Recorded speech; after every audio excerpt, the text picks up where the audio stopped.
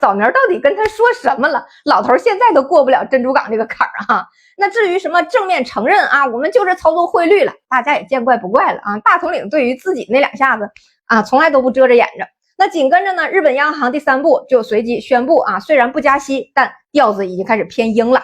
装鹰嘛，已经是现在这些国债高企的经济体唯一的工具了啊！这几步串起来，整个空城计的这个剧本就清楚了。第一步，美财长呲牙啊，美联储亮爪，人为的装出决心，抬高做空日元的成本，先吓退一波空头。第二步，日本拿真金白银进场，顺势接住上涨的趋势，避免像之前那样啊，直接往无底洞里扔钱。第3步啊，日本央行啊装鹰，然后把汇率拉升的成果稳住，避免大家发现呀是空城计3天又垮了。那有人问，费这么大劲啊，到底图什么呢？核心好处就一个，两边都不用啊动这个利率政策，就把汇率稳住了。但这个操作真的能有多久的效果？能不能次次都有效果？那你就得问千纸鹤了哈，因为每日一顿操作并不改变日元贬值的这个基础，就是它的出口萎缩。制造预期救不了灾，其实也救不了日元。现在在美国那边，因为日元贬值，美日之间的贸易逆差越来越难看啊，基本上都出现了一种日本对美国倾销的场面。但日本呢，因为自己的生产萎缩，现在拉不住汇率，已经开始悄咪咪的啊，找个犄角去抛美债了。美国为了不让日本抛美债，平衡啊美日之间的贸易逆差，就只能逼着日本加息。而日本那边呢就更难了，想稳住汇率，但是也不敢加息啊，一加息，市场肯定疯狂的做空日债啊，直接就能把日本逼到日元和日债保一个的死胡同里。也根本扛不住啊！再进一步增加的这230%GDP 的国债利息的支出，所以双方现在属于是一拍即合，搞了这么一个两全其美的糊弄学方案啊！美国象征性的出点信用背书，日本实打实的消耗自身的美债以外的外汇储备，大家心照不宣的把本该由利率去承担的压力强行转移到外汇干预上，能拖一天是一天的意思。但天下真的有免费的午餐吗？这么干难道就没有后遗症吗？其实这么干的后遗症大了去了。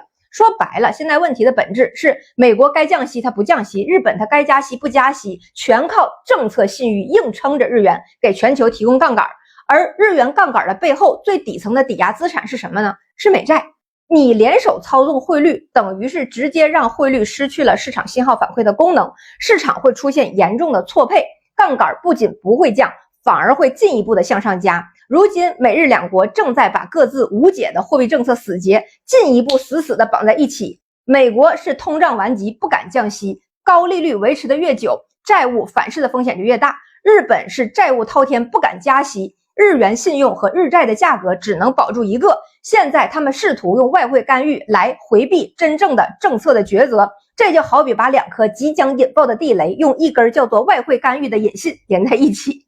短期之内靠美国的霸权余威和日本庞大的外汇家底确实可以震慑一下市场，让汇率暂时企稳。但如果把时间轴拉长，利差没有实质性的缩小，资本外流的动力就会持续的积聚，干预拖得越久，消耗的资源就越多，最终系统性的失衡爆发时带来的反噬就会越惨烈。40多年前的美国人恰恰就是因为懂得干预汇率得不偿失的这个道理，才去搞宏观政策的深度协调，拉上全体的制造业国家，搞出了这么一个广场协议。而今天的美国反而退化到了只能靠直接下场买卖来粉饰太平的空城计的地步，本身就是美国经济实力和金融控制力在减弱的证明。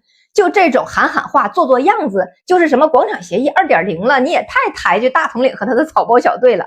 他们确实很想搞新的广场协议，但首先对象不是日本，而且以今天美国对全球秩序的掌控力，他们也拉不起队伍，也搞不动广场协议了。日元这 4% 的暴涨看着非常热闹，其实不过是帝国黄昏里打下的一剂昂贵的止痛药罢了，药效过了还会接着疼，至于下一针美日还能不能凑够钱买得起，那就只有天知道了。这么长都看完了，关注一下吧。